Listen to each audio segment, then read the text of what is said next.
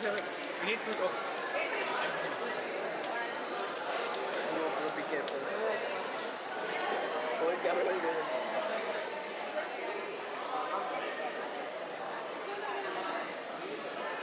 अगर तेरे पास मैं तेरे को कुछ नहीं बोलूँगा बस ऐसे करूँगा तो हट जाएगी मेरे को उधर से जाना है वहाँ से जाना यहाँ से कैसे जाएगा थोड़ा सा पागल है क्या कैमरा के बीच में जाना अच्छा नहीं होता आई नहीं वो वरना आया वीडियोग्राफर रू कैमरा के बीच में आनी है बस बीच में Dear audience, kindly rise to welcome the esteemed speakers for today, accompanied by our distinguished principal and director, Ms. Vandana Marwa, and all our honorable dignitaries.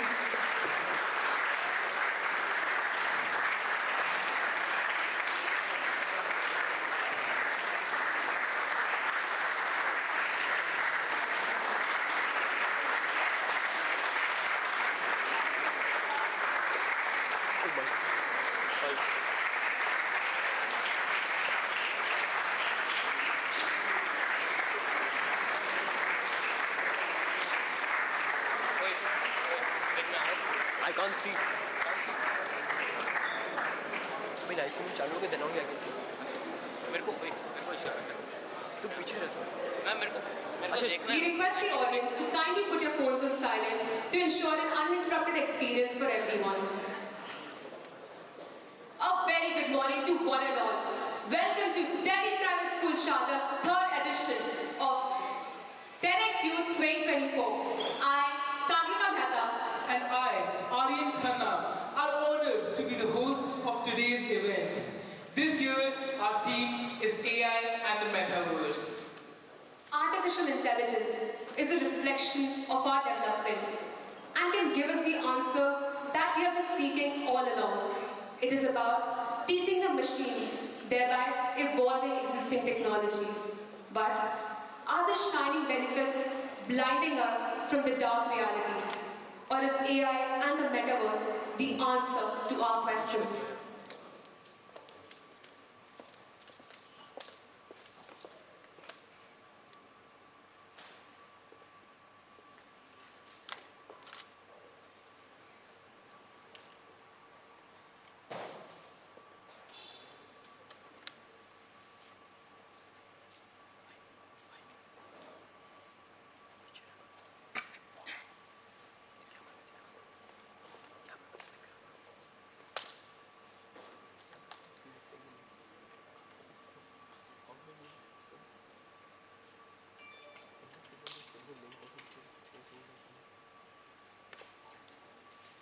Technology is advancing faster and taking less time to be widely adopted than ever before. Now it seems we're at the dawn of a new age, the age of AI. You know, the thing that was going to change everything was starting to actually change everything.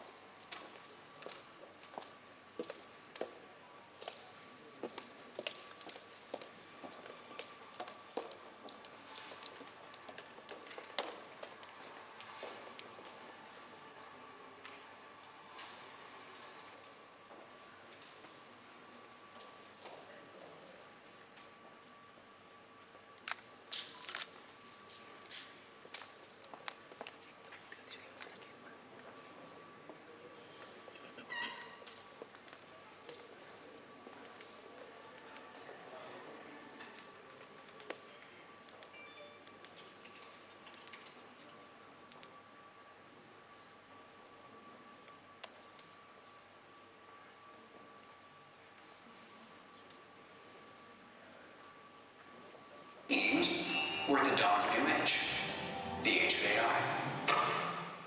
This new technology, the thing that was going to change everything, was starting to actually change everything.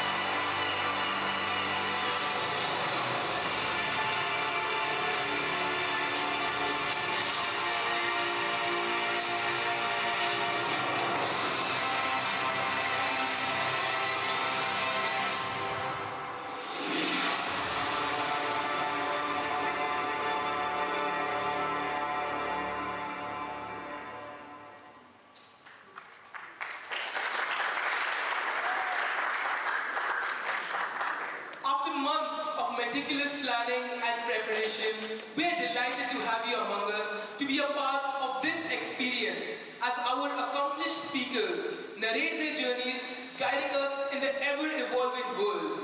It is our pleasure to extend a warm welcome to all the esteemed schools and renowned universities attending today's event.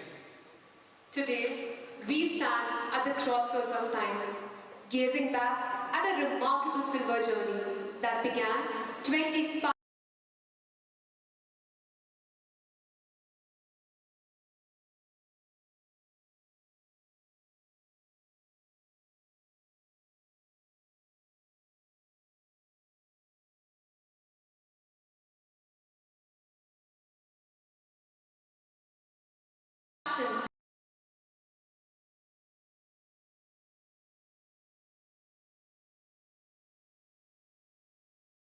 not just mark 25 years of existence. We celebrate 25 years of impact, of stories shared, of lives touched.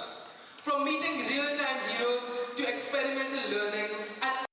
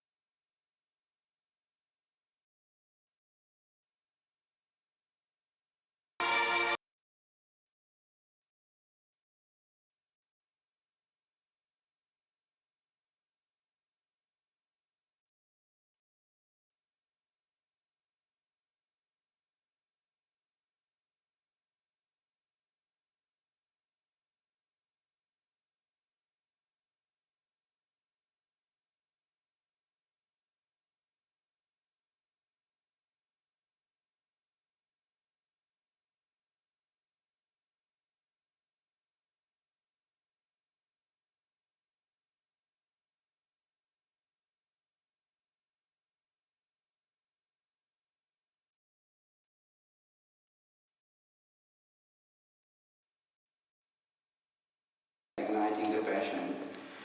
My story is a bit unusual. I have been to school like you. I was a full science student. Fortunately and unfortunately,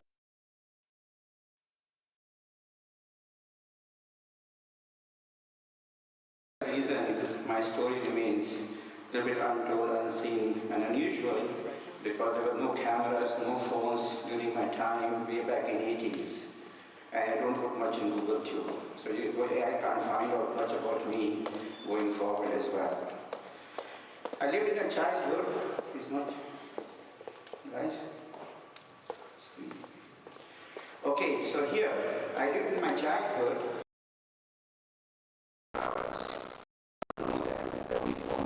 Today, they were hunting by arrows, searching for their food. One of the most advanced species in the world when it came to maintaining health. They knew the nature, they knew exactly what they were eating, and they loved the color red. They were caught once by the government, but during this time of my life, I lived in nature, had fresh fruits, fresh vegetables. I can imagine no power in the night after 10 p.m. to 6 a.m. We were put to bed at 9:45 every single day. And that led me to believe that we can love with minimum and we can love still being very happy. We did plant trees too at that time, which we talk about today, that we must preserve the nature. Nature can be preserved by us, of course, using AI, but we in the room have a role to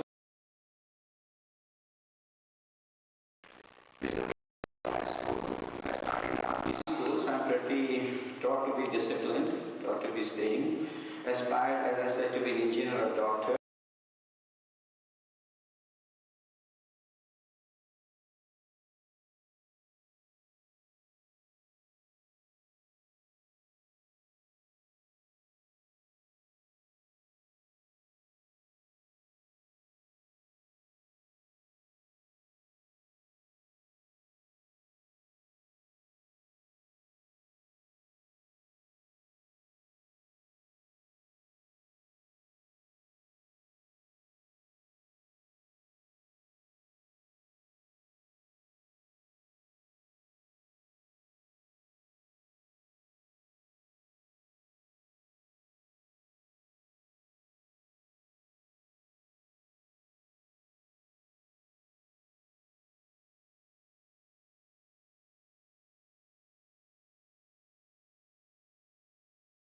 And that is something which we have to focus as we go forward.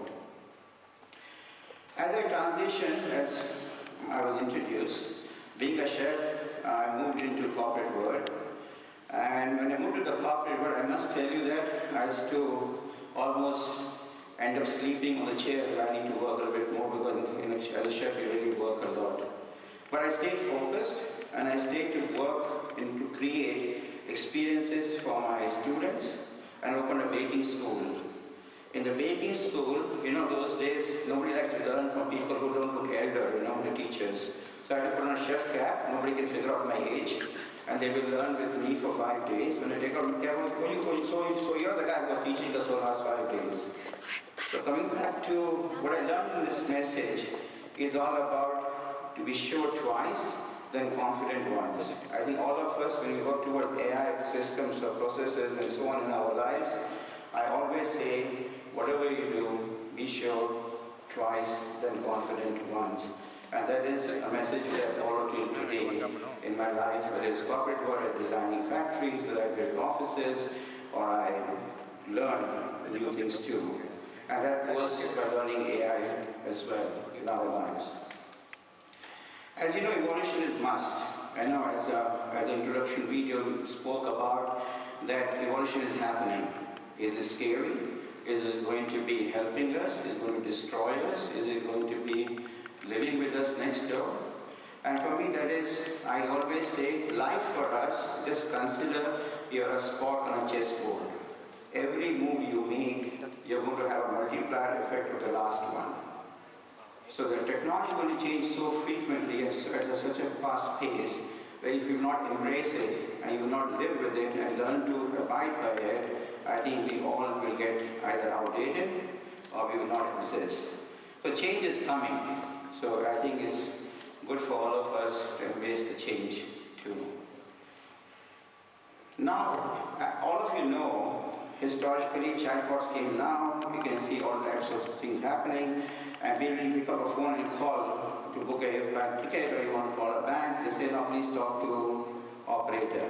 During my time, we used to hire and recruit people with the most beautiful voices.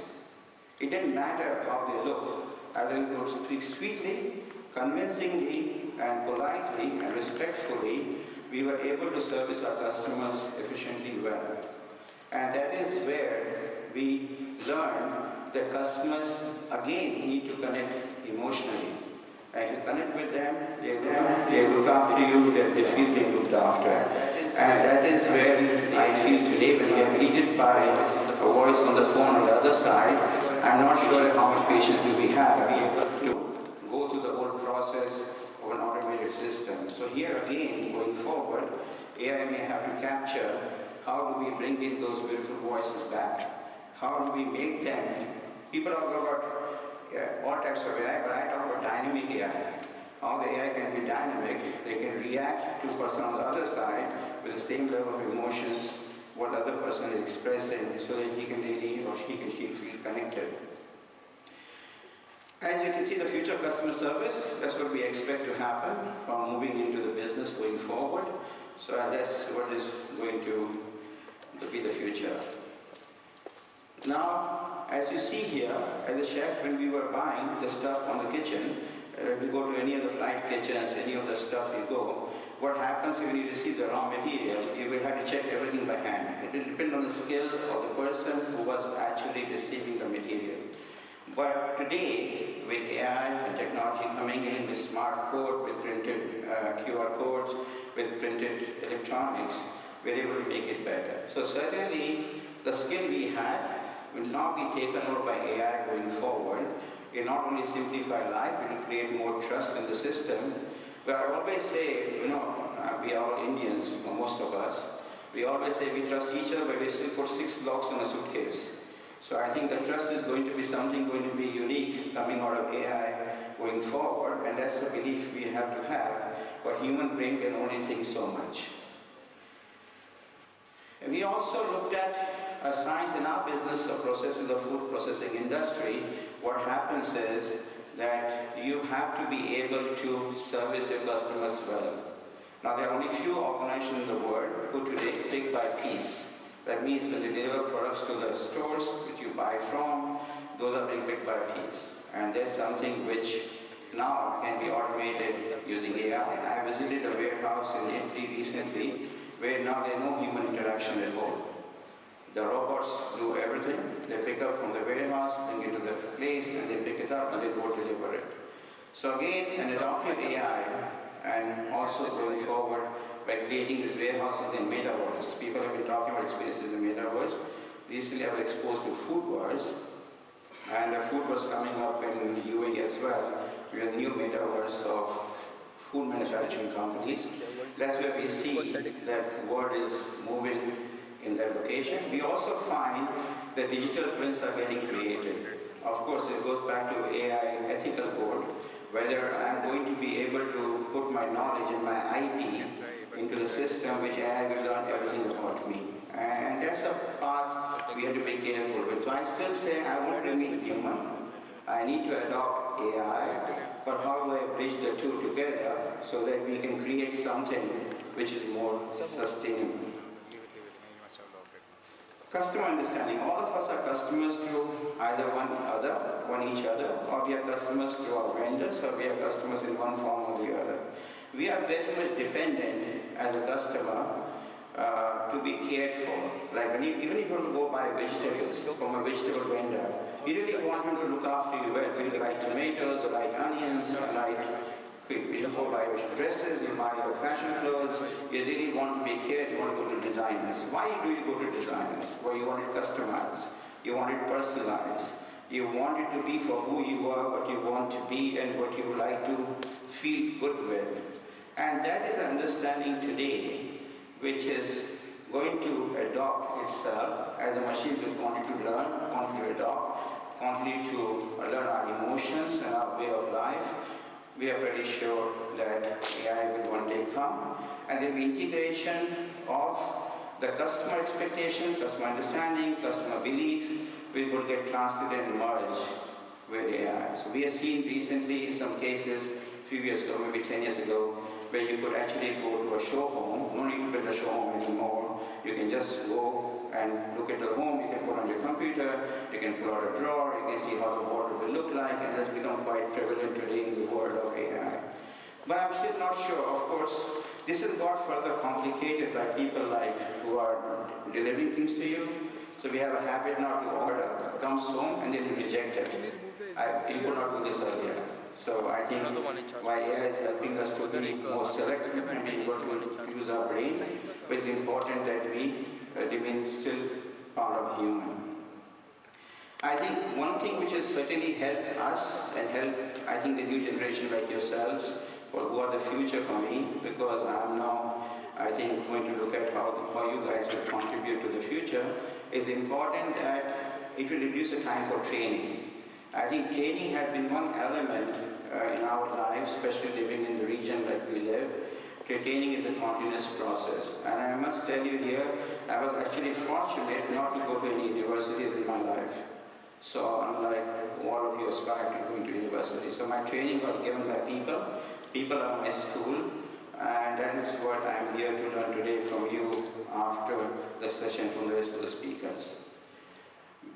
As we move forward, this looks a bit scary, right? If you're going to be sitting in a room of negotiation, on the other side you have a robot negotiating with you. He or she will have far more knowledge. I recently had a case study in Germany where, by German law, the court did not allow to the friend of mine who was actually reconstructing his heritage house. He wanted to change the roof. He was sitting in front of the lawyers, and the lawyer said, no, you can't do it, it's never been done before, and we can't allow you. He went to ChatGPT, posed the question, he got 4 reference cases on his phone. He told the lawyers, here are the 4 cases, and now, how do you do? They have no choice but to agree. So certainly, the knowledge base, which is coming into the business, into either AI or ChatGPT, is all about selling the right coding, right triggers to be able to get the right output. We say garbage in, garbage out, and same thing in our business. So if you put the right coding, you'll be able to rightly get the right answers. And that is the skill one has to have. But let's be cautious. All of this in this room, let's say we combine the age of everyone, let's say we've got 2,000 years of knowledge in this room. But the 2,000 years of knowledge sitting in this room will be worth nothing in front of an AI collectively. And that is a challenge. And that's my worry. Because we spoke in the original video about the jobs being lost, what will happen to build jobs, and so on and so forth, how we going to negotiate, there will be no more secrets, there will be no more IP, there will be no more all sorts of boundaries. So let's get prepared that it's coming. Let's get prepared that more data-driven we are, better we will be, and more capable we make it to embrace it to ourselves, better we will live with it. Because it's better that we use it to our advantage than to our disadvantage. Now you can imagine, simply in your office, when you grow up out of the school, you may have your colleagues who are actually not your colleagues. They're just robots. And it can happen, and it will happen. I'm not doing it today, I'm not doing it tomorrow. But let's say I lived my life for the last 40 years in this business. For the next 40 years, I'm pretty sure this will come. And I think you can't avoid it. And that is where the machines will come closer to the human element and human aspect, which I know many LLMs are being developed around the world today to capture the emotions, capture the feelings, capture how we think and how we speak and different dialects. So I think it's very important that we keep our emotions in control and we coexist and use as a co-intelligence tool rather than something which we don't know. So I think that's something we should be looking at that aspect. Just imagine if this was your boss one day in your office. He had everything on his fingertip. He knew how much sale you have made, how much business have you done, what have you created. So what will you do? I think there's something which you can't ignore. Of course, I'm pretty sure human element will always remain. We still like to touch each other, feel each other, shake hands with each other, and we still like to hug each other, and we still like to pray, and we still like to do many things ourselves as a human being. So I think humans will coexist definitely, but definitely some of the jobs and some of the processes will get automated to extent that there'll be virtually no humans required for those jobs. And that's one thing which you have to be called. I still make an effort every day and every year to meet 600 new people every year. And I make that conscious effort as a KPI for myself, well, they are my school. And I still need to stay connected with people to learn. And that's exactly what AI and LLMs are doing. They're trying to connect to people like us and trying to see that how they can learn from us and give back to us. You know, that's how this all works. Coming from the food industry, there's been a lot of discussion around food waste, and what you eat is what you become. We spoke in the morning in the school that we are talking about how do we look after our well-being, how do we look after our health, what do we eat, how our neurosystems will work, and how the neurological things will continue. And I know many years ago there was neuroscientific trial being done for the food. Just imagine you went to a shop which had a Christmas aroma, Christmas feel. There's a shop next to it, did not put the fragrance, did not put the right atmosphere. The sales were almost like 10 to 1. But we are still a neurological people, we still like to go through our neurological science. And food is certainly being seen as a contributor to what we do. And being a chef myself, I think for us, as I always say, I want to remain a chef all my life, whatever I do. And definitely, I believe that even Michelin star chefs now are actually creating new food. I came across a chef recently who created an entire menu built by AI. Not only the build, but the design, the process, the team, the presentation. And now they are serving that in the Michelin star restaurant, for example. So definitely it's coming. And when we are creating cakes for myself, when I was creating the cakes and desserts, I was carrying all those data, all those learning from every single consumer and trying to create something magical for them. But now with Internet of Things, with all sorts of tools available, I came across recently where you have food waste in your kitchen or you have remaining food.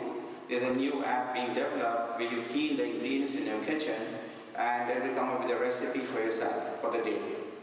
In the past, it was my mother, what she would, of course she's no more, but if she was the one who was doing it, she didn't even take off the peel of the peas and make things out of it. She didn't take off whatever is not being wasted. But today, who has the time in the new generation? And who has the time to think? Who has the time to go through the life? And that is where I think AI can help value to youngsters in the future, mothers and future families in that direction. And certainly, I believe you'll find soon AI in your home, which already exists through Echo and Amazon and so on. But what I see today is you will be able to cook the food which you like to eat using the waste which you have in the fridge. And I would really encourage each one of you, when you go back home, when you go to the kitchens, one thing I learned as the first discipline I introduced into my kitchen, open the fridge, look for what is expiring, look what is getting old, look what has not been eaten, take that out first, make sure it's consumed first, so that nothing is wasted. I would encourage each one of you, AI will come into your lives, but it's better that we get habituated as a human being first before the AI takes over our kitchen. But there is hope. There's a hope. And I always say to all of you in this room, there's a hope, because in the new digital world will further ignite more passion. We're going to certainly ignite more thought processes. Certainly will allow us to accept more what we are not accepting today, but we see it either a threat or as a worry. We are not sure what AI will do to our lives. We don't know that today. But definitely there's a hope. And what my only hope, which I have, is to have a balanced society. How do we balance the AI and humanity together so they coexist and we are able to maximize the best out of the technology which we have to live with? This is how I think an overlap will happen over time. With the human brain, and we spoke about in the morning about heart and brain. I normally say when I speak to my team, I always tell them I want a full body commitment. I don't want it, my heart is in it, my mind is in it, my hands are in it. I want a full body commitment. And that's what I feel over time, that's what's going to happen. Each one of you in this room, as you go forward, you have to see that this is coming. But what I also believe, what took us so many years for me personally too, to reach where I am today in front of you, I think that life and decades will get shorter and shorter as the technology will become at a pace which we will not be able to fathom it if we're not ready for it. And certainly that's where I see the future going. In today's state of mind, we spoke about the past, speak about the future, but going today, in the industry which I come from, food is essential. We all know that. I met some young students in the morning who do medicine. Of course, food and medicine have to coexist. And of course, we can't ignore the beauty part. But we all want to look good, especially after the COVID. Because we all want to look nicer. I was told recently in UAE, all the plastic surgery went up very high and a lot of technology came into the picture and a lot of people are trying to do what they do. But in our food business, what I see today with UAE and the neighboring countries, there are a lot of requirement of using AI in agriculture, using AI in what we are living our life, using robotic taxis and so on and so forth. So certainly, AI will help us to optimize supply chain, what we experience as human beings, got to make our processes better, make our decisions also smarter. But again, I go back to what I believe personally is, whatever we all do, we must remain and maintain the element of human being into it. That's what makes us different. And whatever AI will do, we are dynamic people. No? We behave every day different. I don't think each one of you behave consistently the same way, smile the same way, laugh the same way throughout the day. So as long as the AI will not adopt to that sort of a behavior, I think humans will have a place to live forever in the middle world, but we'll have to be able to work on it better. This is, I see the interaction, as you've seen this in the movies. You've seen movies like Star Trek, I guess. Many of you have seen other movies in the past, which are movies before, now they became reality. And I think going forward, you will see that humans will start interacting with the virtual world or with so-called robots.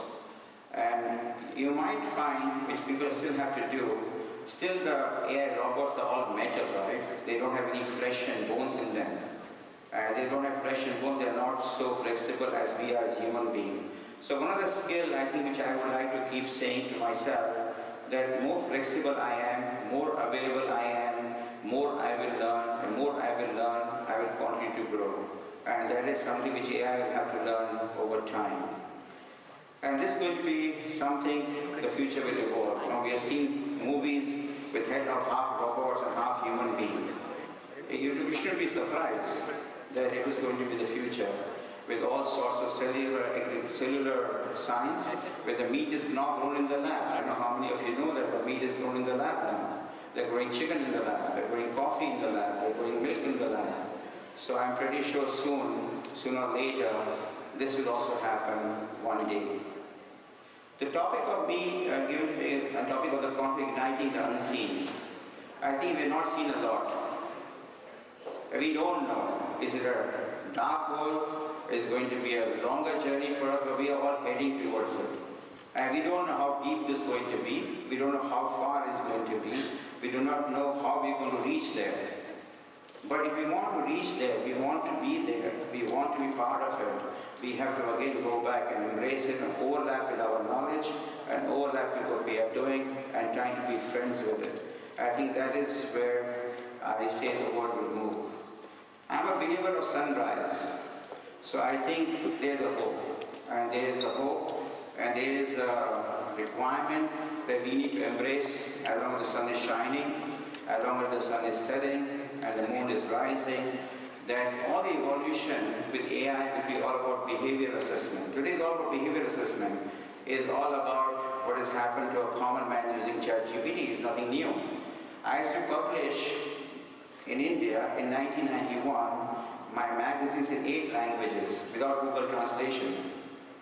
We used to deliver products and recipes and products and magazines to everyone on the street, spoken on the language they were coming from. And so it is indeed possible. But I'm still not sure. When I speak to the tech companies, they say, okay, we're still looking at translation, printing recipes, and printing magazines using AI, for example. But there's more to exist. So this is all what I am. I'm just, nowadays I say I'm a plumber and a fisherman because I did my life with all of you, but I thank you so much, and I hope it was inspiring for you.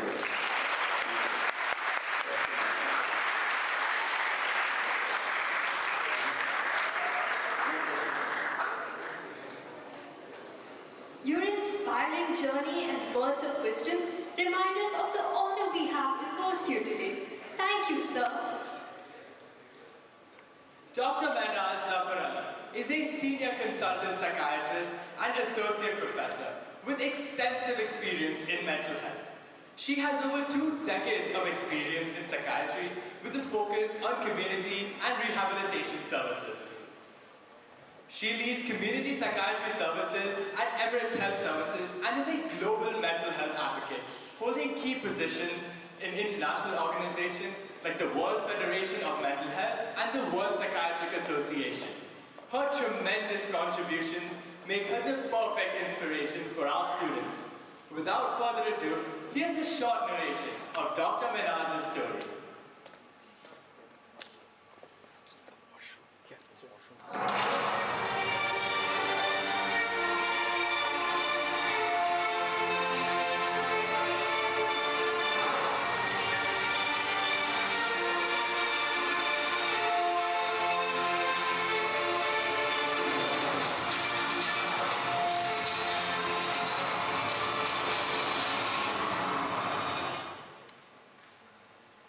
Please join us as we welcome Dr. Mehnaz Zafar Ali on stage.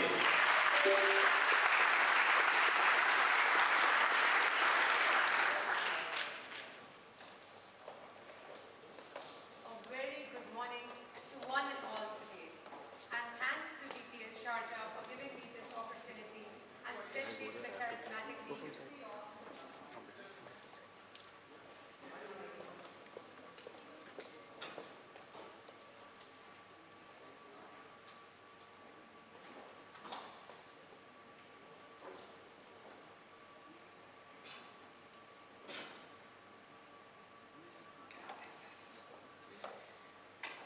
A very good morning to one and all, and thanks to DPS Sharjah for giving me this opportunity, especially to the charismatic leaders who have shaped this school to what it is. I'm Dr. Mehnaz, and thank you for this wonderful introduction.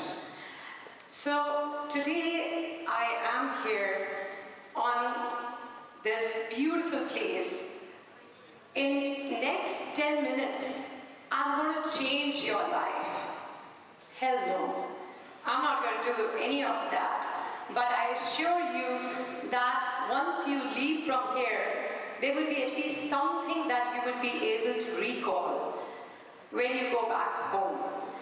I'll be talking about my journey and help you to unleash your potential while harnessing the power of your mind. My humble journey starts from the capital city, Delhi. Though I was born in Iran, but I grew up in Delhi and I lived there. I grew up in a cohesive home of family of 4, where my parents and my elder brother, and a house which was full of awards, trophies, and medals. Yes, my family was very towards the achievements, success, and towards lot of positivity that could come in. We had strict rules about timings, about the time that we are supposed to do, about having lesser of extracurricular activities. And guess, did it shape me into what I am today? Well, this brought me to the age-old dilemma of the conflict between the heart and the mind, where your mind tells you exactly what you need to do, but your heart always wants more. I topped school, except for the last. Because in the last, the heart started to take me towards things that my mind kept blocking me. I did not take my gold medal. And that is when it started striking to me that I want to go and reach to the power of the mind. The power of the mind, especially which controls us all. And sometimes our mind can be really punitive. It can be very harsh, telling us what exactly we need to do and does not let us take care of ourselves. This is when I decided to go into the field of psychiatry. I tried to learn psychiatry actually because failure was hard. Not getting to a place where you visualize yourself to you was not something very comfortable to be in. Our mind is like metaverse. Metaverse which is full of lots of things that are going on. There are lots of zones in our mind, conscious and unconscious. So every single day in our mind, we get promoted. Every single day we win a lottery. Every single day we go to the gym. And every single day we eat healthy.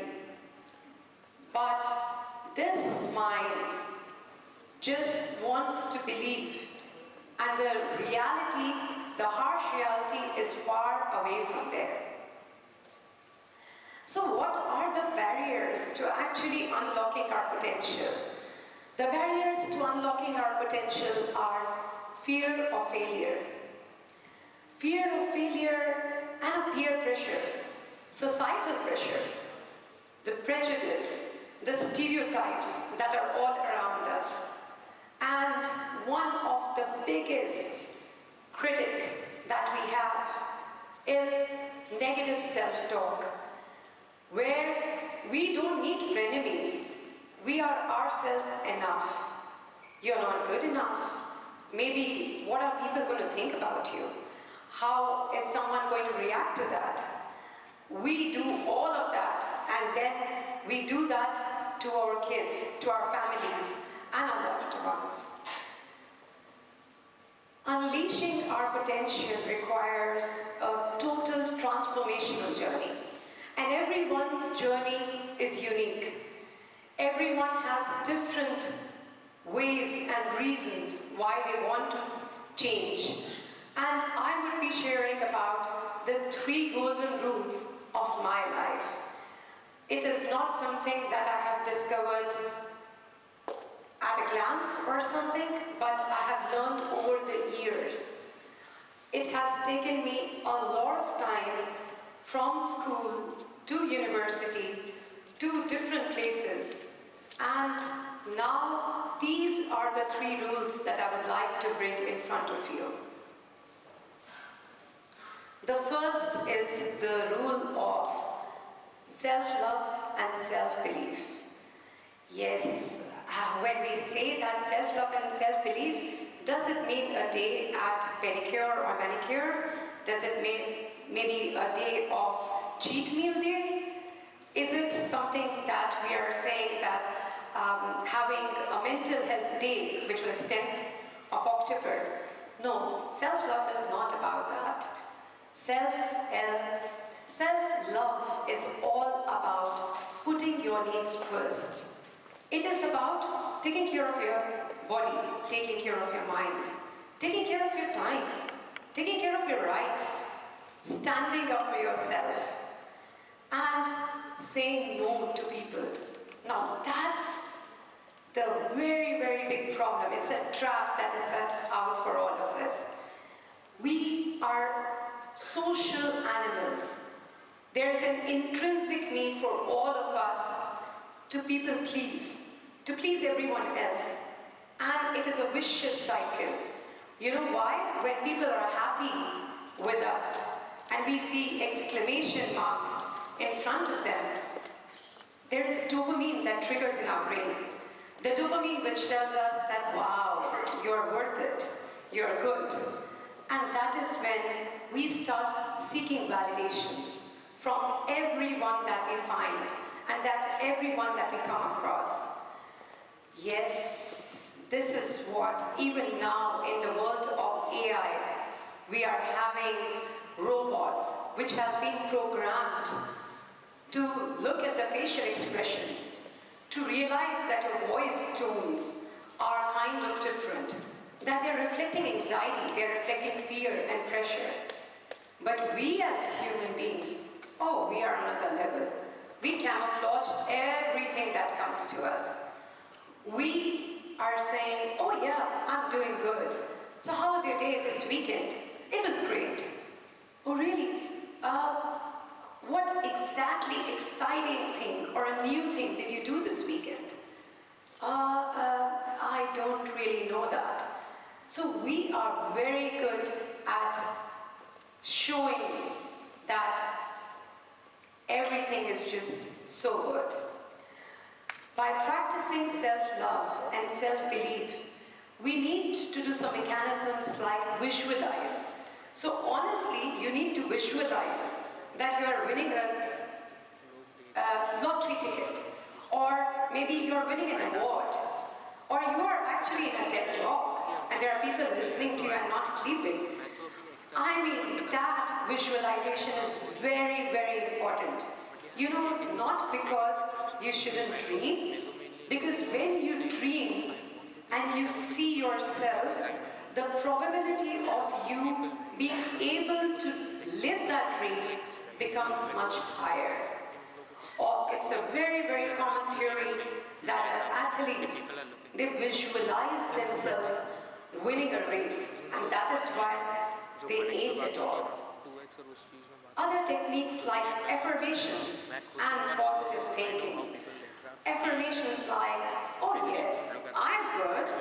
So I know that we people are the millennials, not the Gen Zs here, but the millennials who were born much, much before. But I would like to reiterate the fact that we are born with the intelligence, the real intelligence, which is infectious and envious. We are the ones who are bridging the gap from the Gen X to the Gen Z. And that's what makes us very, very special. Affirmations and positive remarks like, say, asking somebody, starting a day and saying that you're looking good today. Just this morning, that is what happened to me. That when I walked in, someone told me that you are looking great. And that affirmation streamed up my hopes. It made me feel somebody that I wanted to be. And that is very positive. Next is about the second rule that I would say is understand your brain, understand your unconscious, understand your unseen. So our brain, the neuroplasticity has already made a mark, showing that our brain can be molded into becoming a better version. We are constantly learning. We are constantly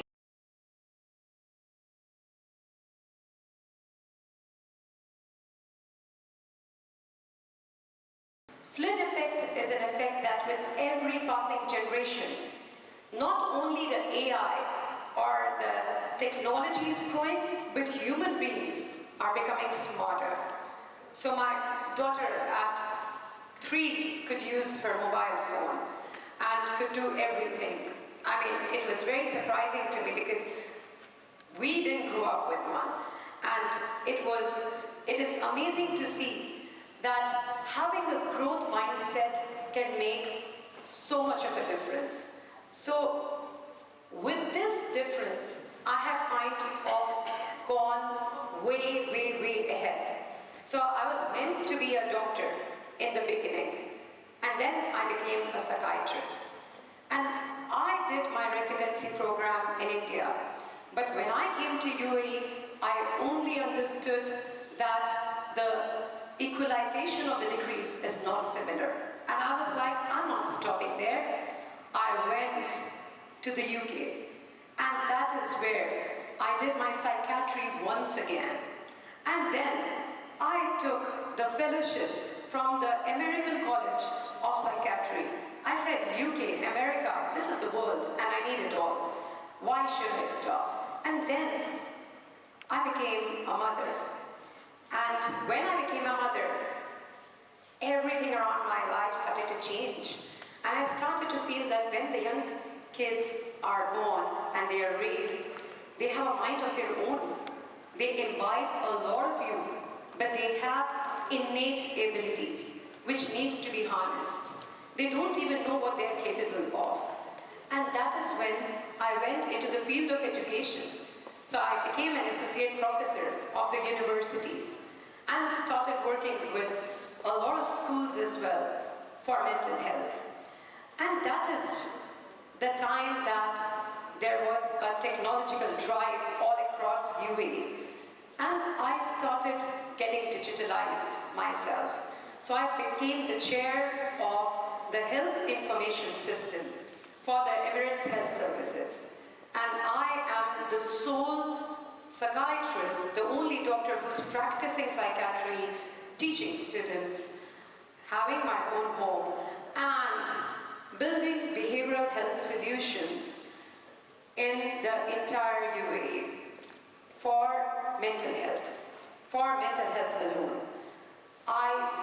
When I started my journey, I was giving prescriptions on paper. And now I'm trying to find how is the easiest way to save time, to save cost, to improve access to care, to remove the barriers, how to keep patients safe during COVID, how to keep them at home.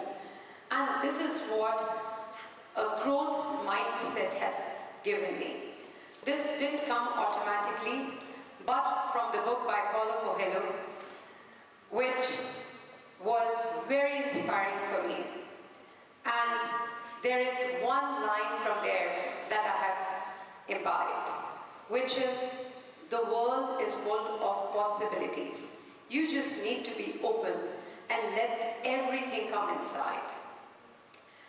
Needless to say, I also did something very, very difficult. So doing psychiatry, doing mental health, doing the education, and doing the digital health was also easy.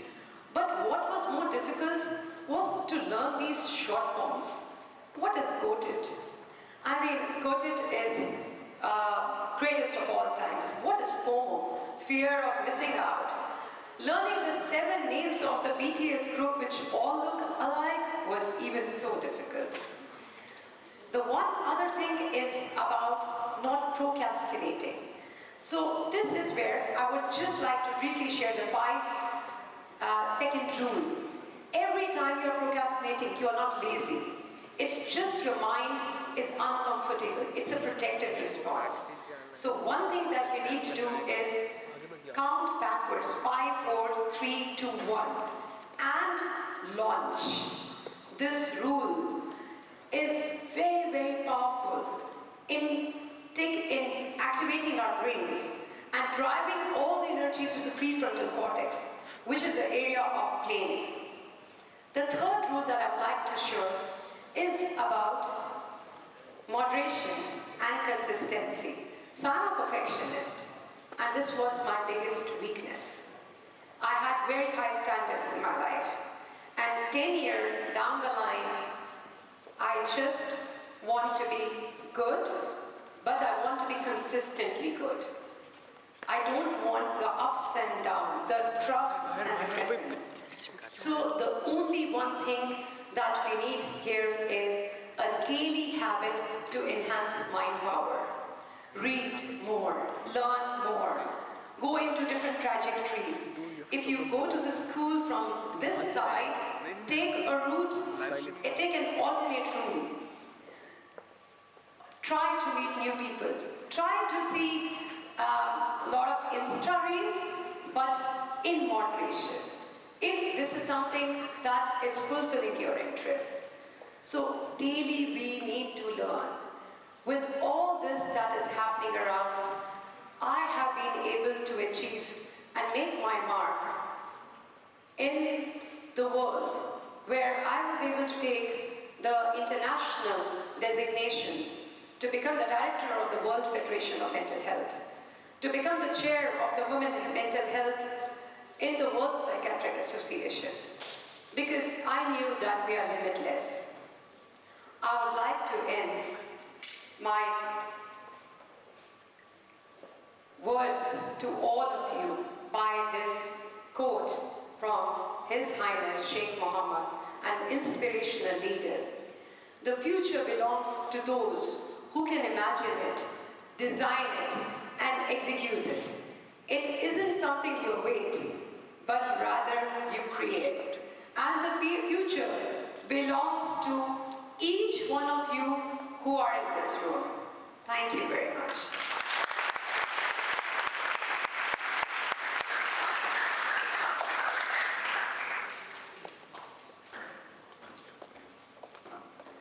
Ma'am, today you generously opened a window into your magnificent journey, and we are deeply grateful for the opportunity to hear the rich tapestry of your experiences.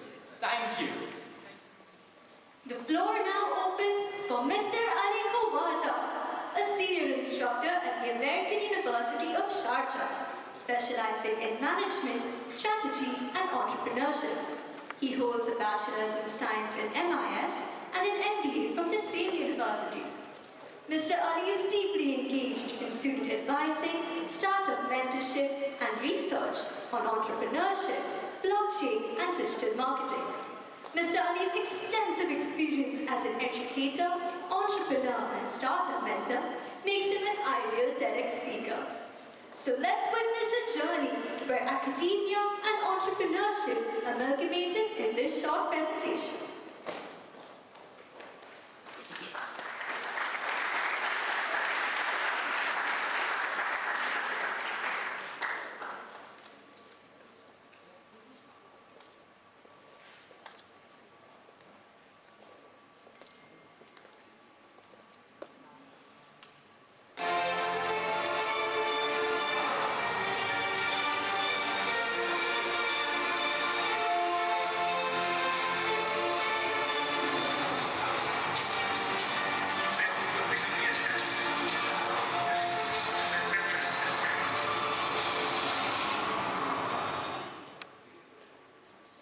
Let's extend a warm welcome to Mr. Ali as he walks on stage. Can you hear me okay? All right, fantastic. Good morning, everyone. My name is Ali, as you saw, and TEDx guys, whoa. All right, so I'm a lifetime educator, and I think part of education is to impart knowledge and to entertain. So I always joke in my faculty that after I retire, I'll get into stand-up comedy. So we'll see how entertained I can keep you today. When I was invited, and thank you for the invitation, it was a wonderful opportunity, and I got to thinking, what do I want to do with this opportunity? What's the journey I want to share? So someone who's been in academia well over 20 years, consulting and advisory, I have 2 startups that I have advised who have gone on to get funded by Y Combinator. I have investments in multiple AI companies, 2 currently and 2 before, well before COVID and ChatGPT existed. So today's topic is about education and AI and how we can provide equitable and accessible access to education. So I want to start by telling you a story about Zoha. Zoha's a young mind. She's brilliant at the arts, design, visual thinking, but she struggles with math. She's okay in some of the sciences, but struggles in some of the others. She sometimes has trouble getting things done in a timely manner. She takes longer than her fellow students to finish tasks, but she has meticulous attention to detail. And she's in a classroom just like everybody in the audiences. And she is different, as her other colleagues are different and different and different and different. Just like our fingerprints are unique to us, the way our minds work are also uniquely different. And the problem I have with this is the educational systems that we all are part of, this building as well as the buildings that I teach in, we don't cater to the individual. We cater to the classroom. We cater to the group. We cater to the cluster. But within that group and within that cluster, there are differences. As I just told you, everyone is unique. You remember this from your school days and your university days. Let's talk about education.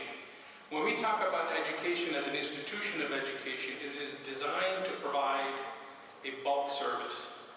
It is designed to provide a standard of education that is matched to specific age groups and age brackets. It is designed not to cater to the individual, which honestly, if you think about it, is a disservice. But how would we rectify this? How would we, challenge the status quo? The truth of the matter is, and this is, again, somebody who's got 20 plus years of experience in education, is the system is flawed. That's the reality. We do the best we can with what we have, is where we are. How do we change this? How do we change the status quo? So the first time in our lives, we have access finally to technology that will allow this to happen. And this is where I think, for me, the greatest story of AI comes in, is application in education. Let's talk about the student, the individual student. AI will now enable, through a handful of assessments, to gauge and measure the student's current capabilities, their strengths, their areas of interest, things that they excel in, and things that they have difficulty in and they need more support in. And using this assessment, AI will further be able to develop customized learning pathways, unique to each and every single student. And this is where everything gets absolutely brilliant. Whatever things that are of strength or of interest for a student, the AI will help accelerate it. Whatever things that are weakness and trouble and difficulty, the AI will help develop additional learning modules that the student at their own time and pace and speed can learn. And this is truly going to change the current experience that the students have. Right now, they feel bored in class because they already know what's going on, but the teacher is forced to maintain a particular pace. Or they feel behind and they're struggling, and then they have to spend time outside of the classroom trying to catch up. So they feel overwhelmed and stressed and anxious. And because we want to teach everybody the same thing, we don't cater to the individual interests or the individual strengths. AI will enable all of these wonderful things to happen. So that's the student side. I want to talk about the educator side. So all of us educators try to do the best we can with what we have. But now, what we have has changed. What we have is access to AI. And there's great discussions about how AI will change the jobs, or it will change you, or you will not be required. If technology was going to change my job, YouTube would have done it. Khan Academy would have done it. But I'm still here. A lot of my faculty are still here. The role of us as faculty will change into what it should have always been. The role of an educator should have always been of a mentor, of a guide. Now, the educator can step back from the mundane, the educator can step back from the day-to-day tasks, and then focus with AI to help each and every individual student excel at the things that they have interests in, the things that they have strengths in. They can be the guide to help students, and I'll tell you 3 things, to the students to help them understand what their passion is, what their purpose is, and what their path should be to accomplish it. How many times have we asked our students, what is your passion? What is your purpose? Students have been told one thing: do good, get to the next grade. Do good, get to the next grade. Do good, get to college. Do good, get to career. Do good, and you have hit success in life. Maybe it's time to reevaluate that measure. Ultimately, and it's interesting how you showed Tony Stark up there in the beginning. Good work, guys. I want you to think of AI not as artificial intelligence, but augmented intelligence. Let AI, dear educators, let AI be your Iron Man suit. and then call in the Avengers. I think the Gen Zers caught it. The rest of you, I don't know. So I've talked about the student, I've talked about the educator, and now I want to talk about the parent. Let me bring that young person back into the picture who struggled studying in the evenings to catch up to what she needed to do at school. And as a parent, what do you ultimately want? You want your child to be successful? And we already have a skewed definition of success. But truly, really, as a parent, what do you want? Me as a parent, I want my child to be happy. I want my child to be content with life. I want my child to be a valuable contributor to society and to humanity. So when and this is again, that child I talked about is my own daughter.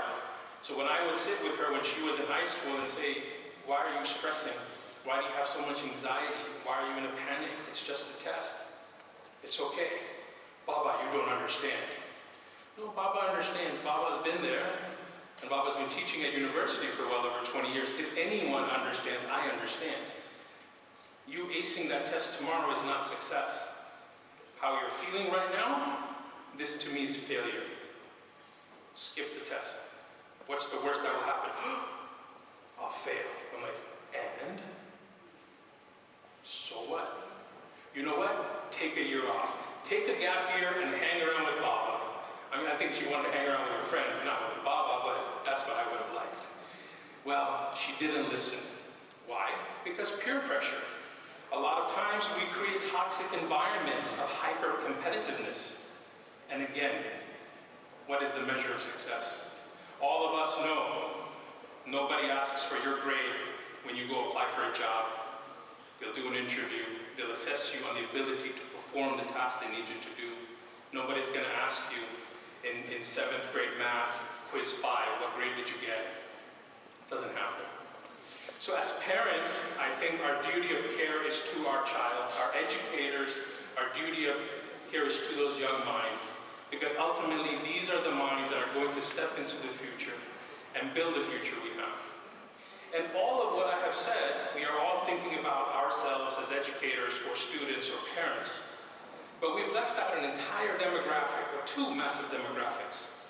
20 to 25% of all people around the world suffer from some form of mental health and wellness issues. Stress, anxiety, ADHD, dyslexia. Guess who can help with all of those? Customized learning pathways built using AI will help with all of those. And when we discuss all these things, it's important to look at the global perspective. And the global perspective is amazing. Right now, I have many young minds around the world in towns and villages where they simply don't have physical access to a quality institution of education. It's too far. We have lots of young minds who could be brilliant adults who don't have access because the language that the knowledge is available in is not the language that they know. So they have a barrier to learn another language to learn that knowledge. And finally, yay capitalism. Access to quality education comes at a very, very, very high price. AI will level this out. So we will be able to provide access to education for young minds around the world. We will be able to provide democratized access to education around the world. And we will be able to not just level out, but specialize, customize, personalize for each and every single student. So I'm going to conclude by something my mother told me when I was growing up, and I still hold that quote dear to heart. She said, in the pursuit of excellence, be fearless. So I invite all of you to challenge the status quo, not to change because something is wrong, because it's not. We want to change because we want to make it better, because we can. And Brene Brown always said, if you know better, do better. Thank you very much for listening.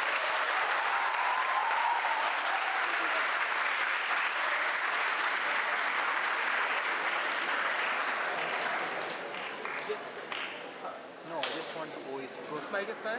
Yeah, this is mic. Because A guide for today's youth, a role model for education, and an expert in innovation and technology. Mr. Ali, we are thrilled to have had the opportunity to delve into your path. Thank you, sir. Our next speaker is Miss Universe 2019 Solidarity, Mrs. UAE United Nations, Her Excellency Dr. Isha Farah Qureshi. She is the visionary speaker of IFU Technologies and a leading expert in metaverse and Web3. With a doctorate in technology, she has been recognized globally for her contributions to innovation and leadership. Her dynamic background spans technology, media, and social activism. Through impressive software and strategic planning, her company, IFQ Technologies, helps its clients navigate the complexities of the digital world, ensuring they remain competitive and future-ready in an ever-evolving technological landscape, making her an ideal speaker as we embark on this journey to AI and the metaverse. Let us now delve into Dr. Isha's life and her contributions.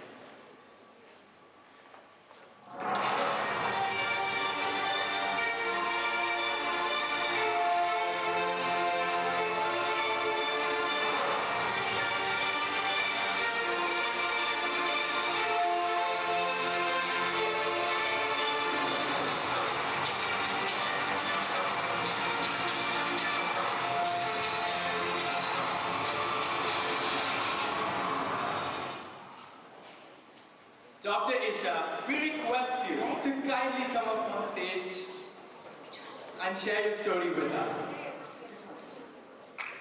Alright.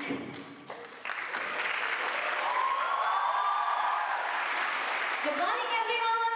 How are you all doing? Alright. Let me tell you something. If you can beat them, join them. I know what's running in your mind. You may be thinking, beat who? Join who, isn't it? I'm going to answer all your questions. Oh my God, Aisha, what are you doing here? This is my TEDx stage. This is my limelight. I don't want you to steal my limelight, okay? No, it's not going to happen. Hey, Isha, I'm not stealing your limelight. I'm here to support you. I want to say hey to everybody at TEDx and wanted to wish you good luck.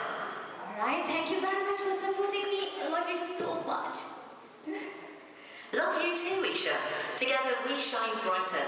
Now go on, you've got this. Have an amazing TEDx talk. Thank you. Well, ladies and gentlemen, that's exactly what I was talking about. If you can't beat them, join them. I know you all are thinking, is AI going to take over the world? Exactly, I'm talking about artificial intelligence. Why don't we co-create our life with AI? When you have that fear, is everything and anything on the planet is going to take over by artificial intelligence? Ladies and gentlemen, let me tell you a story. Story of me, Isha, and Aisha. We both are born together for the same parents. We had an amazing time. We enjoyed our life. So I'm going to tell our story. Are you ready? Always ready, Isha. Let's inspire together. Alright, this is our childhood picture, you know? We grown together, our infancy phase or toddler time. It was more like a conditioning, you know? Don't do that, don't do this. It was always based on instructions, instincts, guidance. Sometimes our parents used to catch our hand and make us walk. And in her language, I shall always say, I'm a rule-based system. I work on probabilities, I work on if and then predefined statements to perform my task. That is true, because we are kid, right? We need to be guided every now and then. However, as the day passed by, we started learning and understanding the things. I started recognizing the object, I started memorizing it, I started using my memory to experience it. And I shall always say, I understand the context-based system. I started retaining my knowledge. And based on that retained knowledge, I started performing the task.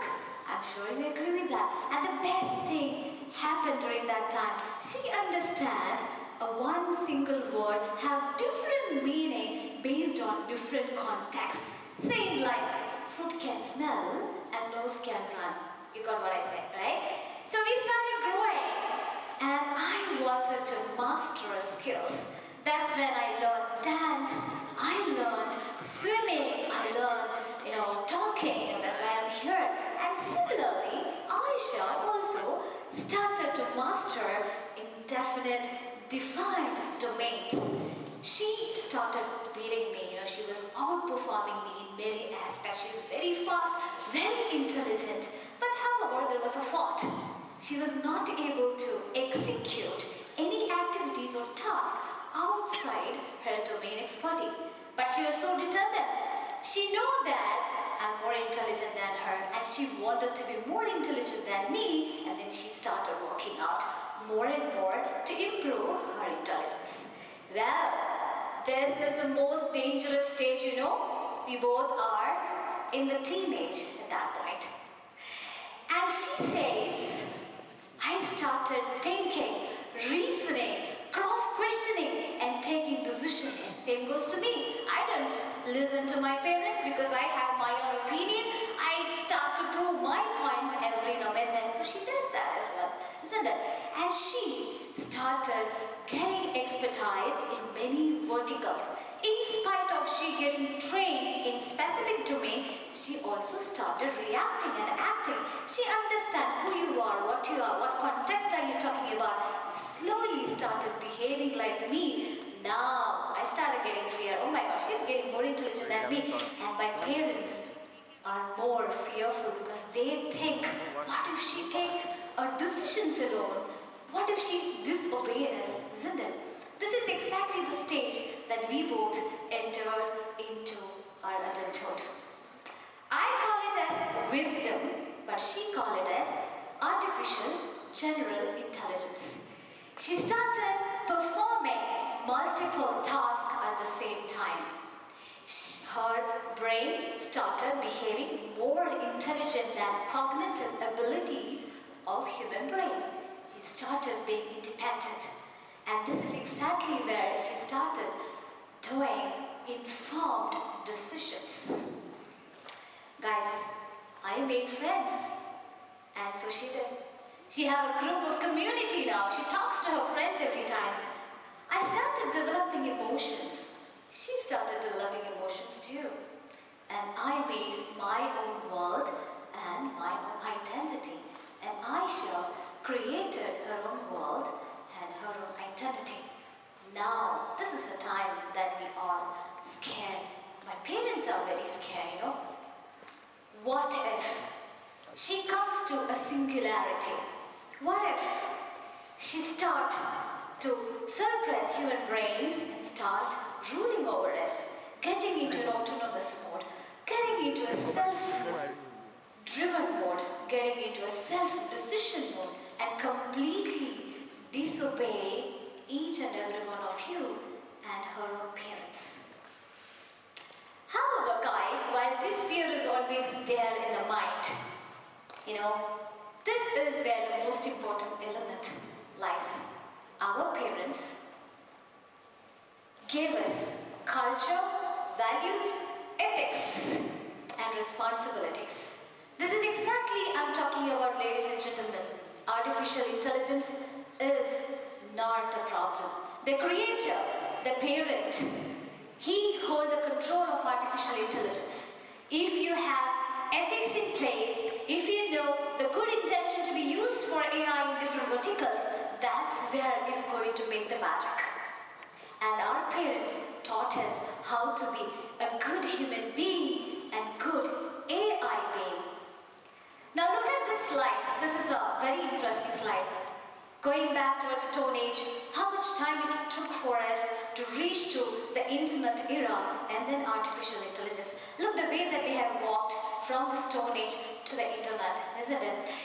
Any technology for that matter, be it an automobile, be it an internet, be it a telecom, anything and everything took its own sweet time to get adopted. Including the cloud adoption, if I say, it took more than 12, 13, 14, 15 years for getting into a cloud mode, and still we have entities still do not subscribe for the cloud yet. And And we were always in a fearful mode when we had internet banking. Is there anyone without an internet banking account today? No. We don't want to walk anywhere. We want everything on the fingertips. Same goes to that. A nuclear power bomb can be used for protection as well as for distraction. Same way, artificial intelligence comes up with its own pros and cons, and you know how to use, and your creator should know how to use. Now, let me sum up some of the use cases or what are boon from artificial intelligence. Education. One of our gentlemen, our speaker, Mr. Ali, Dr. Ali, has already in line with my vision.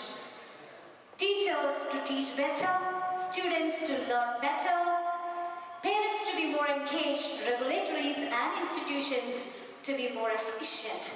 Where you have an artificial intelligence, we talk about psychometric analysis, you talk about personalized curriculum where one size fit for all is not going to work in education anymore. Textbooks are getting vanished, we are getting into 360-degree immersive experience with AI teacher. And that bridged the gap between education and the employment where you are getting skill-based training to be efficient to lead the world tomorrow. And look at the health. I'm sure you would love to have a personalized doctor who understands your history, who understands your interests, who understands every behavior of you on day-to-day basis, who support the doctor to create a personalized treatment plan, to eliminate any errors in the treatment, to protect your health benefit. If you don't quit smoking, your lung is going to look like this in 3 months. Your skin is going to look like this in 3 months. This is so amazing, isn't it? This is what AI does, and much, much more. And if you look at the banking industry or the fintech industry, a personalized experience for every single customers and cost reduction and revenue generation is something every BFSI industry today looking for.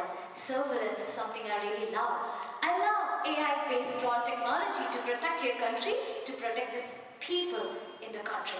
With the world's lightest and fastest facial recognition cameras that can protect anywhere and everywhere, especially making use of safety of the children and women as well. Looking at the AI sustainability solutions, this is amazing as well. Carbon reduction that we talk about, AI satellite-based technology allow us to monitor the carbon emission from the minute of minute leaves to the rootlets into the soil. To that level, you can also develop the entire farming, be it any geography, be it any climatic condition, be it any temperature, any sunlight, or any kind of soil fertility levels. So if I start talking about the benefits of artificial intelligence, it never ends. So 5 important use cases I have already discussed here. So I believe it's a time that we realize how artificial intelligence is going to help us. Let's co-create our life with AI is a message that I want to give you. And if you can't beat them, join them. And you know what? Aisha, she is my best buddy always. So be friends with Aisha and always start loving the new adoption. It is the survival of the quickest. It's not the survival of the fittest anymore. Thank you very much.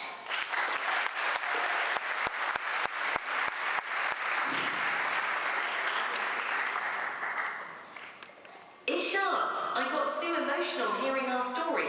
Yes, guys, we make a better world together. I will be always there for you. Thank you very much, everyone. Have a great day. Have a great day. Thank you.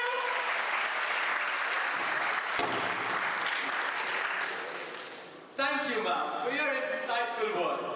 Listening to your words was indeed a very enriching and exciting experience for us. Breaking boundaries, inspiring change, connecting the southern greenery with the northern serenity of snow-capped mountains of India. We now have the man who brought every Indian's dream to reality. He is the visionary who brought revolution in the Indian Railways. Yes, you're right, ladies and gentlemen, it is none other than Dr. Sudhanshu Mani.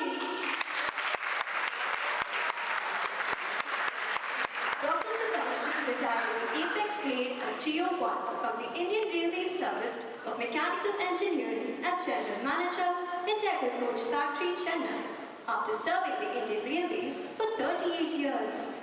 He is a fellow of the Institute of Mechanical Engineers, London, Hindustan Institute of Technology and Science, Chennai, and Sir Padampat Singhania University, Udaipur have conferred upon him the degrees of Doctor of Science and Doctor of Philosophy, respectively. Presenting to you all the highlights of Dr. Mani's glorious journey.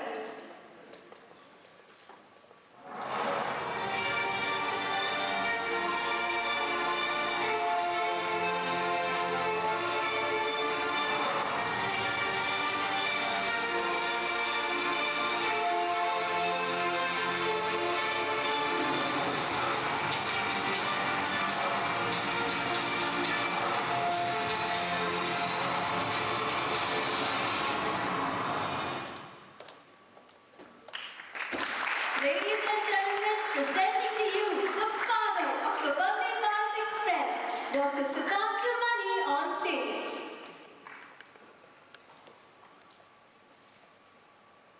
Good morning, all of you. So I have this gracious invitation from your school, and the theme, as you know, is artificial intelligence. So I went to somebody in some superior intelligence and I asked him that I have this invitation, I don't want to say no. There's going to be a crowd of accomplished educationists and very smart students. Well, I know something about natural stupidity, but not much about artificial intelligence. What do I do? So he said, well, speak on whatever you want, just try to be original and good. I mean, you forgot the problem is what is original is not good, and what is good is not original. Nevertheless, your school was kind enough to permit me to blabber whatever I want, so here I am. Another caveat, allowed to blabber, but don't forget that I'm a railway man for life. And I have an inherent right to be derailed. How long I'm going to be derailed, I cannot promise. I'm the last speaker, I believe, so brace yourself.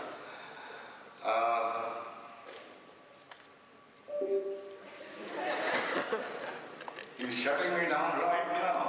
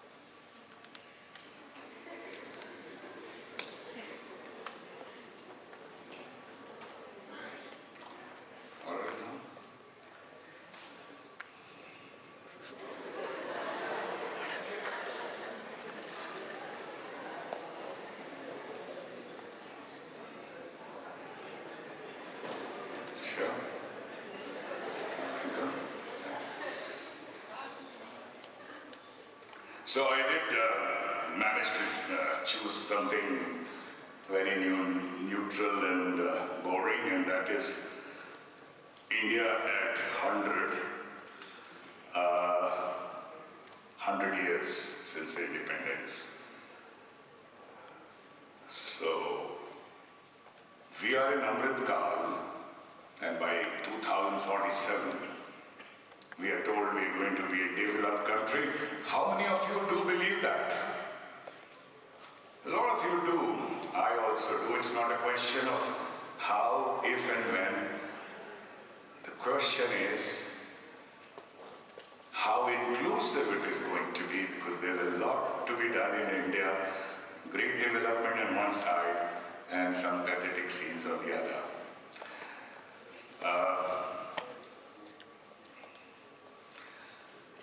I do take recourse to some superior intelligence of my uncles, so I'll recall Shakespeare here from Merchant of Venice, when Portia at one stage says, if to do were as easy as to know what were good to do, if to do were as easy as to know what were good to do, chapels had been churches and poor man's cottages, princesses' palaces. In the same vein, for me, to come and lecture to you as to what is good to do is no good. I'll only stick to something very little, that is little that I was able to do thanks to a team, and how I was able to do it. Proof of the pudding, as I call it. So you know, railways set up by the British to control India resulted in unification and contact across the people. Gandhiji used it to good effect, and it eventually played a big part in our liberty, and then after independence, in growth. There is a lot of romance as it passes through villages, waterfalls, deserts, desolate here, crowded there, pathos, celebration, joy, mourning, so much so that the destination becomes unimportant. It's the journey which becomes the objective. There's nobody who really remains untouched, but I'm not here to talk about this romance. Where is it going today as India moves to 100? Are the questions. Is it really acting as a green quantum growth today? Ready for that? One of the reasons, I must tell you, is railways is 8 to 10 times cleaner and greener than road and air. And that's what it makes it absolutely necessary that railways be encouraged to help our environment. I'm not going to tell you the story of the Vande Bharat train. This was a semi-high-speed train without locomotives, developed entirely in India by a very audacious, by a team with a lot of chutzpah, which I had the fortune to lead, and they turned out this product in 18 months. In 2018, it became an icon today. Nearly 70 to 75 services run today. It has become an icon. It's just a train, it's not a Mangalyaan or a Chandrayaan. Perhaps because everybody in India thought this was something India had built for itself. A product Indian made for Indians, entirely on their own. It's there, you can see on auto rickshaws, on buses, in exhibitions, in magazines, in journals, on everything not even remotely connected to railways. Why did it happen? I really don't know. We didn't really expect that. But the Prime Minister covers it beautifully when he says that it has become a symbol of an aspirational and resurgent India. And from this story, I'll just pick up 4 or 5 things to act as a takeaway for my young friends. I'm not saying this is a great advice. If you like it, it may be of some use to you as life opens up for you.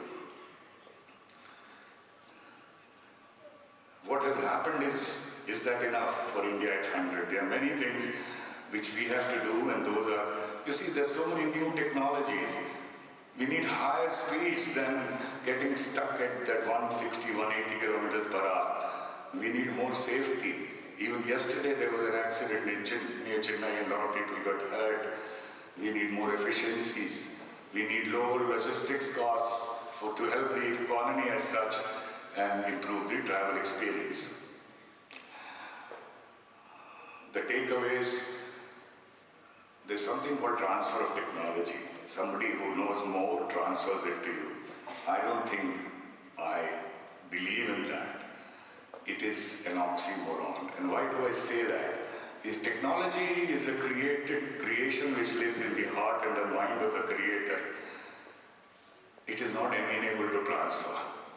In India, we are stuck between being mindlessly global and hopelessly local. The truth lies somewhere, being close to local, not hopelessly local, but hopefully local. मेरे शेर आईना खाने में तेरी बेशुमार अदाओं के, मगर ऐसी भी है कोई अदा जो रहेगी सीना राज में.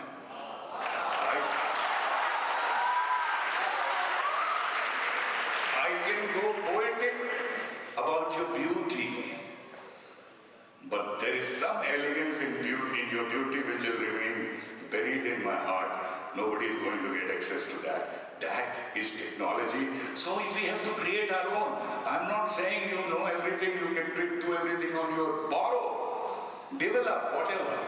But you must have, you have to buttress it with your ownership and pride. And that can make you do 110, 120, 130% more than what you are otherwise capable of.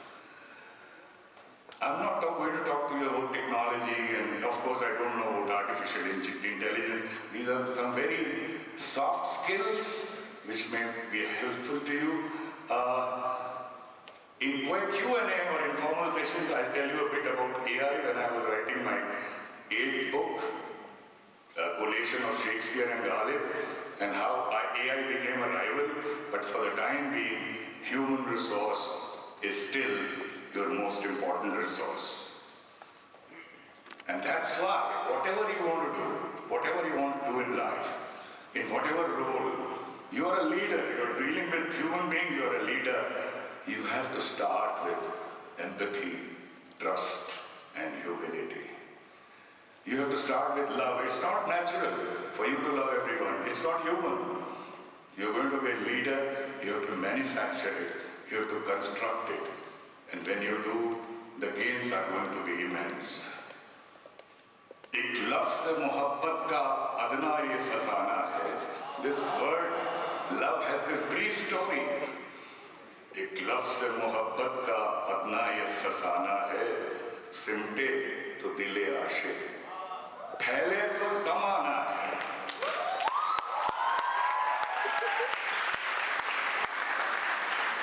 As the Countess in All's Well That Ends Well, if you've read that, love all, trust a few, do no wrong to none. So words in England, words in India, they take us to that. You have to love your organization, in your case your school. You have to love the people who teach you, who love the people who serve you here, and you love everyone, all your colleagues here. That's the beginning you have to do in whatever you want to do. A word about trust. In India, you will find the system set, unfortunately, by the British is based on mistrust. You come to a position of power and there's a lot imposed on you so that you don't go, you are kept in check, because Indians are not supposed to be trustworthy. Unfortunately, 75 years after freedom, we still maintain that system. Time has come to give trust a chance. Some people may misuse it, but anybody in a leader's position has to be given complete trust, which we did while building the train. I'm not getting into the detail, but it's a powerful tool to do things which we usually miss. And then I said humility. You see, pride enhances you. You look at everyone with happiness. It is an enhancer.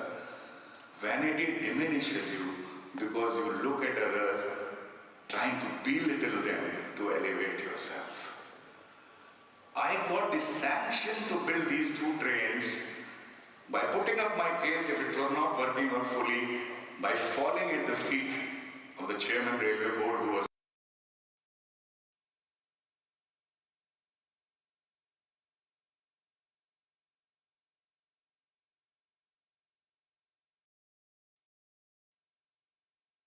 in the work.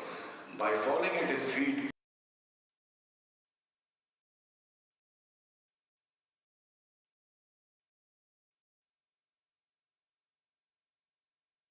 vanity, which one of you is going to kill in any case one day, why not kill it yourself today?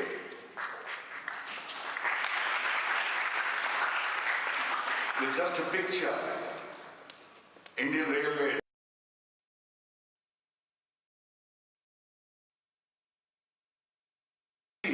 All you need to go is to break these walls and just mix with those people.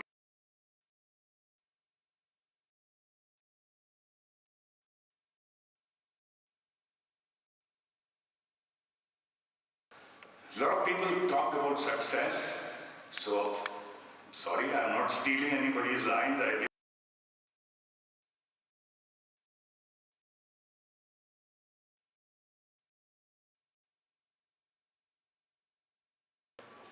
And in the end, there is an outcome of value, that is success. I will define it differently. You're doing something, you give it your passion, your commitment, your hard work, your everything, your life. You have succeeded. The outcome may not be of value. You may fail there, but how long can you go on failing if you're giving your life to something? No, you won't. Success is going to be there. As I show in the sketch here, these are merely stepping stones to success. What's in your hand is to give your best.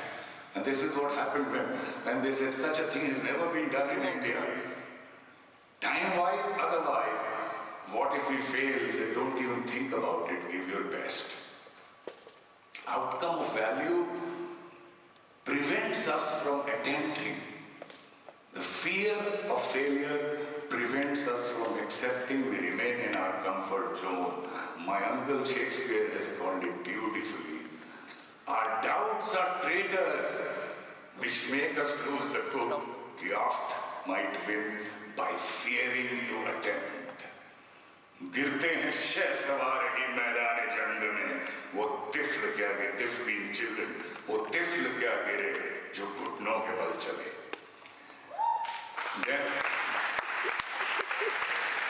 As you grow up, your parents, your relatives, everyone, people like me would give you an advice, go, having not lived our dreams all our life, they'll come, go and live your dream. I modify it to say, there are 4 things much more important than anything in life.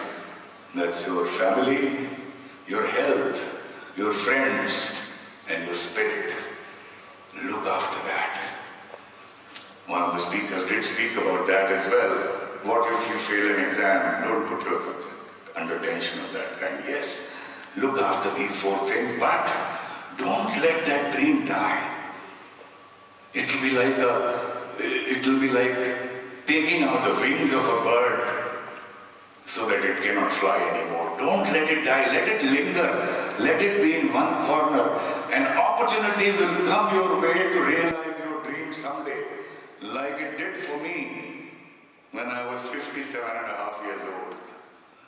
Don't let it be extinguished and extinguished. And when that opportunity comes, remember these wonderful words of the people's president, Abdul Kalam. Dream is not the thing you see in sleep, but is that thing that doesn't let you sleep. And at that stage, that dream should not let you sleep, so that you really, really live your dream.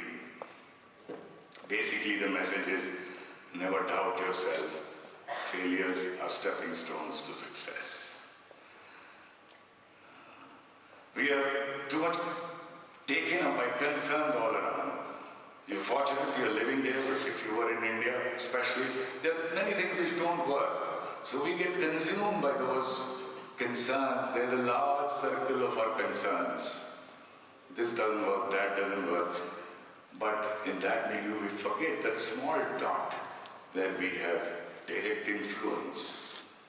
That's the area we have to work on. As a Chinese saying says that why bother about darkness all around? Light your own candle to remove some darkness around you. शिकवा जुल्मत शब से कहीं बेहतर था. शिकवा complained जुल्मत darkness शब evening. शिकवा जुल्मत शब से कहीं बेहतर था कि अपने हिस्से की एक शमा जलाते जाते. Light your own candle, and this is what the entire team tried to do in case of this train that we developed. Nothing out of the world, just a little dream that we had by lighting our own torch. One last thing is,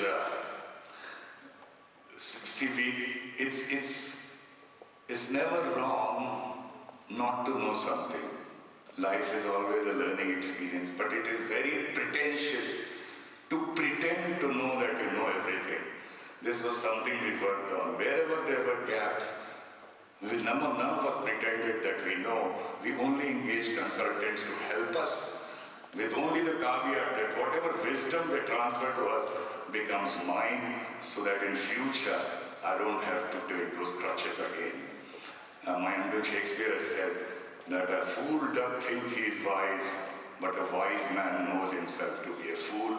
It is better to be a witty fool than a foolish wit.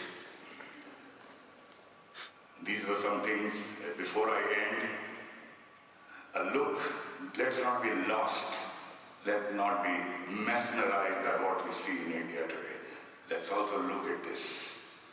This is how people still travel. Even today, as you and I face a lot of people traveling in India in this manner. What you see on the left side are also railway stations. What you see on the right are also railway stations. Can we be developed merely by building 50 to 100 such stations? Or are we going to be developed by removing such eyesores from our railway platforms? We have to do something about that. I am presenting this because I was able to do a little bit about something. What you see on the Bangalore, will you ever see a porter carrying luggage in 3 tiers? Something on his arm, with somebody like me traveling next to him with pleasure. I banned it in Bangalore in 2012, provided everyone with a card, and they let them charge whatever they charge today. Because by providing them the card, I was not giving them comfort, but mainly I was giving them dignity, and by giving them dignity, I was giving dignity to myself. Even today, look at some of the way luggages on railway platform are carried, and I provided battery truck in Secunderabad and Bangalore. I don't know if it works today, but also look at the way cleaning is done on tracks. And this is back in 2005 in Secunderabad, when I would go and sit with those Safai Karmacharis next to them, because the first thing is to provide dignity to every countryman that we have, and other things can follow. In addition to the examples in the areas of technology also, we have to now reach a stage like Japan did long time back and China did 20 years back, to lead the world in some technology. It's not merely trying to assimilate or trying to duplicate a technology. It can be Hyperloop, it can be MATLAB, it can be hydrogen, it can be so many things, but there is one area where India must lead the world, and I await that day. Thank you very much. As my father said, for Shakespeare, that we know what we are through Ophelia, but know not what we may be time has come